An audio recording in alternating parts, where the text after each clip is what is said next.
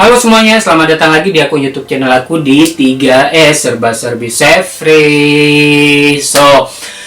Video kali ini aku pengen cerita tentang masih di kehidupan di Jerman ya. Jadi aku pengen cerita kalau hari ini aku bikin pajak di Belanda.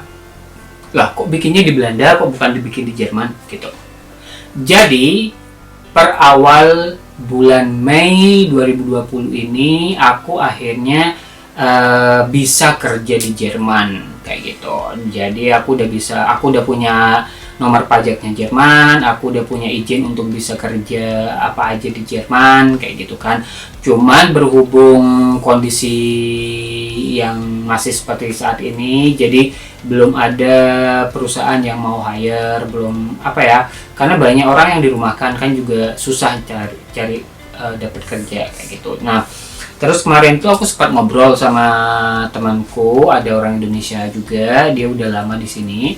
Nah, dia itu kerja di Belanda. Jadi dia itu domisilinya di Jerman, cuman kerjanya di Belanda. Nah, kebetulan kan kayak aku ini kita tinggalnya di perbatasan antara Jerman dan Belanda, jadi dekat kayak gitu.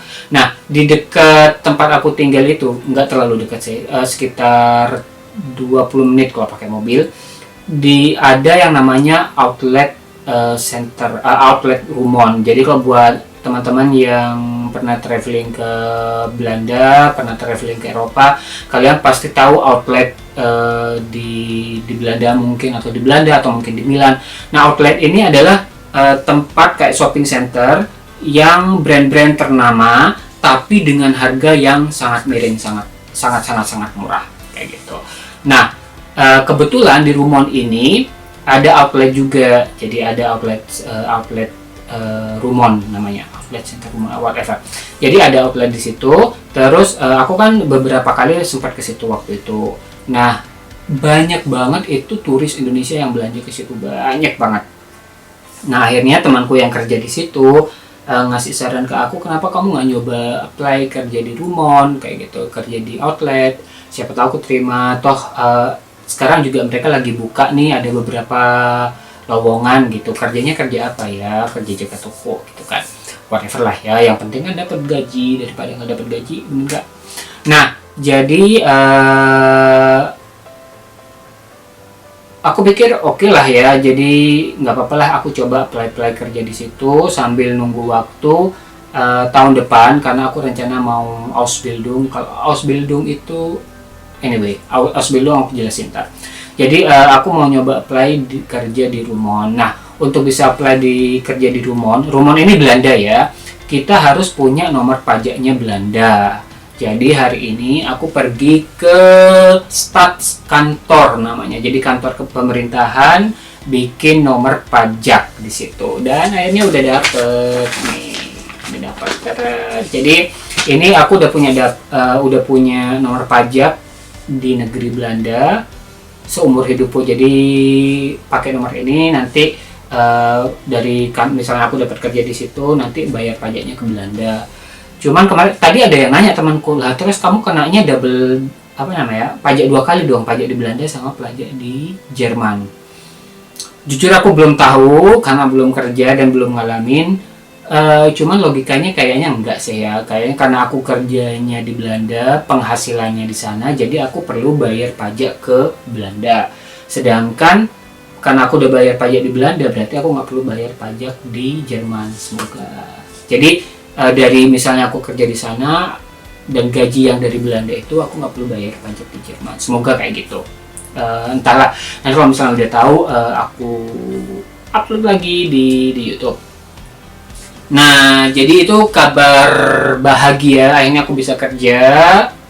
Aku bisa mulai kerja dan aku bisa apply kerja di Eropa. Itu bahagia banget akhirnya gitu kan, setelah 2 tahun nunggu, akhirnya kesampaian juga. Terus tadi aku sempat bahas tentang Ausbildung. Apa sih Ausbildung itu? Jadi di Jerman tuh gini, aku kan lulus S1 guru matematika. Nah, di sini itu, di Jerman itu kita bisa kerja hanya berdasarkan berdasarkan sertifikat yang kita punya, nggak kayak di Indonesia.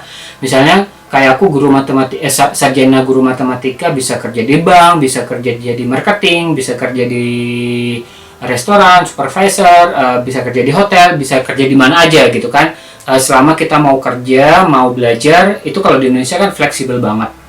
Nah kalau di Jerman tuh nggak bisa, jadi kita itu harus kerja sesuai dengan sertifikat yang kita punya. Nah, pertama, aku itu nggak mau ngajar matematika di tingkat SMP lah ya kalau di sini, karena beda budaya dan aku nggak siap mental ngadepin ABG Jerman gitu. Jadi aku nggak siap itu. Terus yang kedua, entahlah ya, aku tetap suka ngajar, tetap berbagi ilmu, tapi kalau disuruh ngajar di sekolah enggak deh kayaknya. Jadi aku pikir mungkin tahun depan aku mau Ausbildung. Apa sih Ausbildung itu? Nah, Ausbildung itu kayak sekolah kejuruan. Jadi kayak misalnya 1 minggu itu 2 hari di tempat kerja, 3 hari di sekolah, dan itu udah dapat gaji, tapi gajinya dikit banget kayak gitu.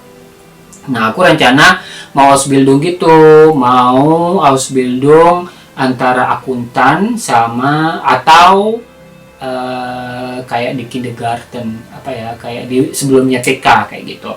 Nah, Ausbildung ini kayak sekolah D3, kayak D3.